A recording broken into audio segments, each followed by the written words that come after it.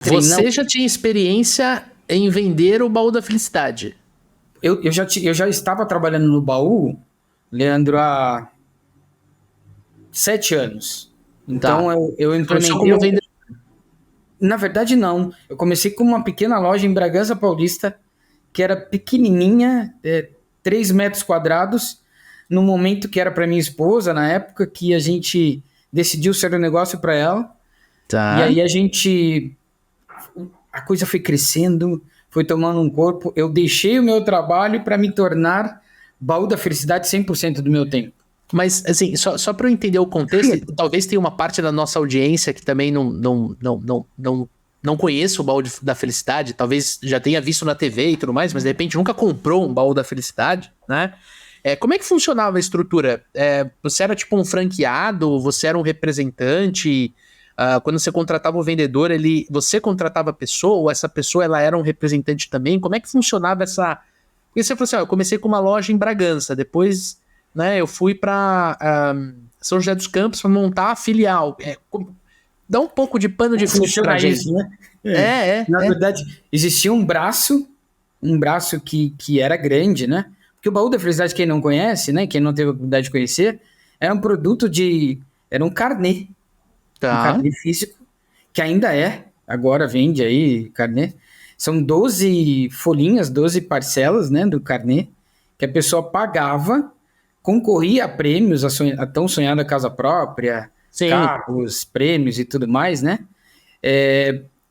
Pagando em dia, a pessoa concorria todo final de semana à casa, prêmios, e durante o dia tinha prêmios instantâneos e tal. E essa pessoa, se não ganhava, ela recebia esse valor de volta em mercadorias.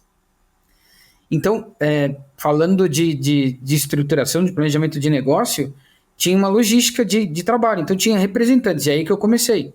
Eram representantes que recebiam essas pessoas para trocar o carnê por mercadorias. E essa mercadoria chegava numa caixa embalada que vinha de um centro de distribuição diretamente para esses representantes.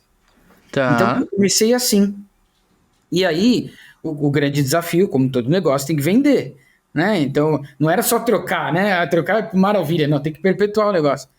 E aí tem que. A sacada, a estratégia era fazer com que a pessoa viesse trocar e vendesse outro Para a pessoa carnê. continuar o hábito de pagar Continuar o carnê. de pagar o carnê e continuar. Então, Cara, era uma espécie de consórcio sem ser consórcio, né? Porque eu comprava. Eu lembro que, puta, meu pai ele tinha telecena, ele gostava de.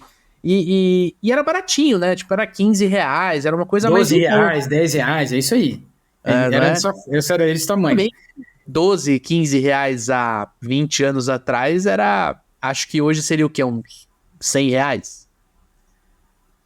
Não, acho que Hoje, não, porque hoje ainda existe, tá 20 e poucos reais ah, um tá, carnê. entendi. Então ele não foi reajustando conforme a inflação, vamos colocar Não, dessa não. forma. E aí, isso deu tão certo que a gente saiu de um lugarzinho pequenininho, fomos pro centro da cidade, uma loja grande.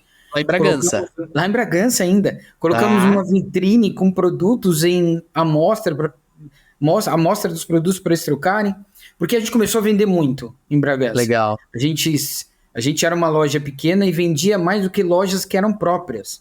Então, em média, 500 carnês por mês. Né? Uma loja pequenininha vendendo 500 carnês por mês, uma loja grande, tipo Jundiaí, que vendia Tá. 350, 400 carnês por mês. Né? Caramba, Além das bicho. trocas. Então, foi dando muito certo. E aí, eu participei de um processo de franquia para franquear essas lojas, para ter vendedor externo, para ter pontos de vendas. Então, eu criei algumas formas, até para vender mais do que uma loja, tem que ter outras estratégias, não adianta ficar esperando ali, Sim, não ia funcionar. Então, sim, eu sim. tinha pessoas que iam de porta em porta vender, eu tinha pontos de vendas em locais estratégicos da cidade, cidades vizinhas, para que. E aí foi caminhando muito bem. Foi quando eu Tá. recebi o convite para abrir um escritório de vendas do baú. Funcionários, todos CLT, todos registrados, tudo devidamente organizado. Tá. E aí, saindo dessa condição de representante de uma pessoa devidamente organizada, Corsesp, contrato e tudo mais, e aí passei a ser funcionário mesmo do grupo, e Tá. aí começou essa trajetória né? Primeiro de multiplicar esse trabalho que eu fazia em Bragança para todas os outros representantes do estado de São Paulo e de algumas regiões do Brasil, e depois o escritório de São José dos Campos, que foi um dos maiores desafios da minha vida, né? Porque em 7 meses a gente saiu de ninguém para 7 equipes, 120 funcionários trabalhando no escritório depois de 7 meses, né? Montando, treinando. E esse trabalho de treinar, e aí é a execução de fato, né? Porque além do roleplay, era o trabalho de treinar no campo. Então, muitas vezes eu ia para a rua junto, dirigindo uma Kombi. Né? Dirigindo uma Kombi, ia levar o time. Tanto que a gente tinha... eu criei os melhores, né? A seleção. Então, na hora que eu estava com o meu time completo, essas 120 pessoas, a gente tinha os melhores iam domingo comigo, um domingo do bimestre, iam comigo domingo, a gente ia vender e ia fazer um almoço gostoso, ia terminar num curtir depois. Ia curtir depois, tal. Então, era o dia da seleção, né? Então, existia aquela busca de ser melhor para estar junto, né?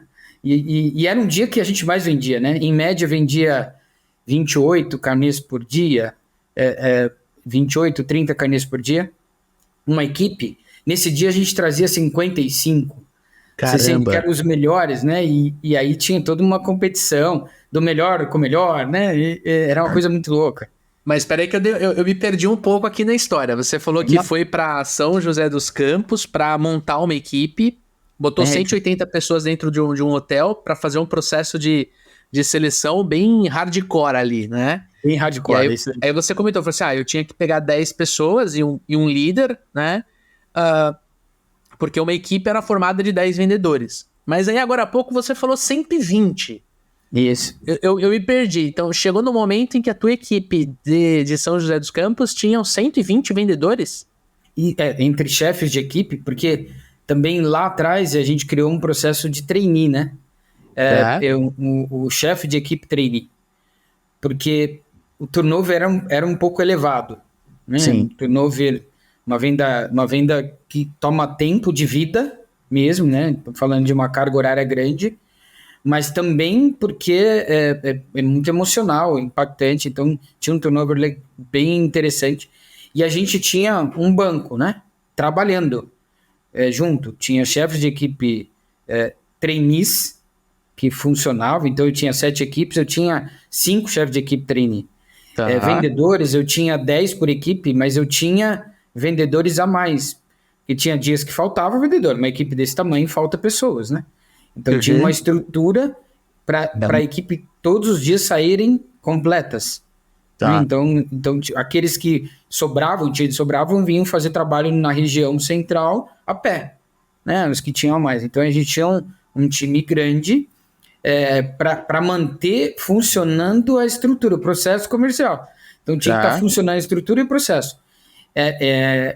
Então, tinha 120. Então, e aí, nesse tempo...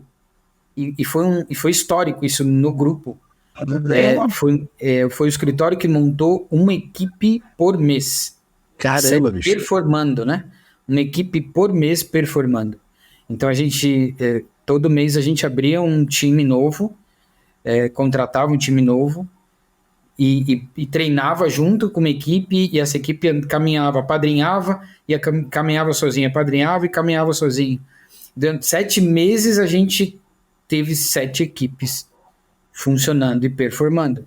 De vender, num mês, 25 mil carnês, sabe? Coisas assim,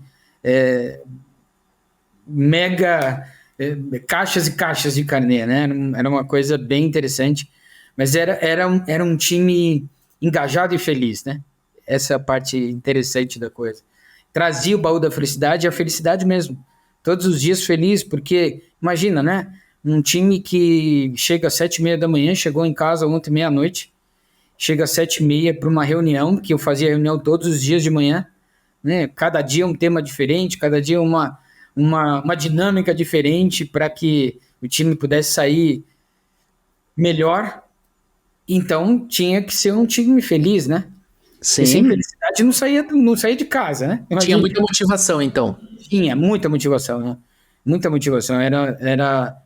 Era uma das bases, né? Motivação mesmo.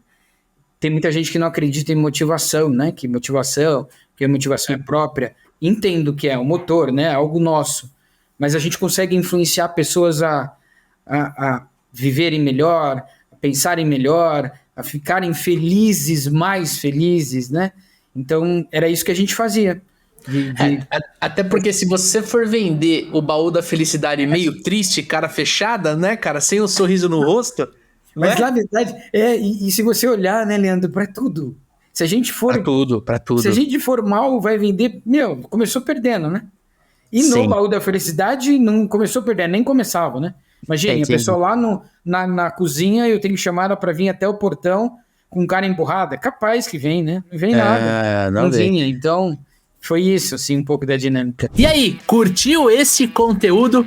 E se eu te falar que tem muito mais no nosso programa completo lá no Spotify? Então eu quero te convidar a escutar o episódio completo no Spotify. É só procurar Papo de Vendedor ou o link que acompanha esse corte. Quero te fazer um outro convite também. Turma 6 do Programa de Aceleração de Supervendedores está com as inscrições abertas. Tem um linkzinho da bolinha vermelha aqui que eu quero te convidar para você conhecer esse treinamento. E por último, mas não menos importante, quero falar dos nossos patrocinadores. A RD Station patrocina o nosso podcast e eu quero convidar você a conhecer o RD Station CRM, o maior CRM, o CRM mais utilizado no Brasil. Nós usamos aqui no Papo de Vendedor, nos Supervendedores, e tenho certeza que você vai curtir. E por último, quem aqui não gosta de desconto? Exatamente, 15% de desconto para você aproveitar o RD Summit, o maior e melhor evento de marketing e vendas da América Latina. Eu e o Dani vamos estar lá e queremos convidar você para ir lá tomar um chopp, porque lá o chopp, o happy hour é de graça, dá um abraço na gente com 15% off. Você pode comprar o ingresso para os 3 dias, ou se preferir, só o day use ali, um único dia para você ir no evento e, claro, afiar o seu machado. Tamo junto, um forte abraço, boas vendas e sucesso!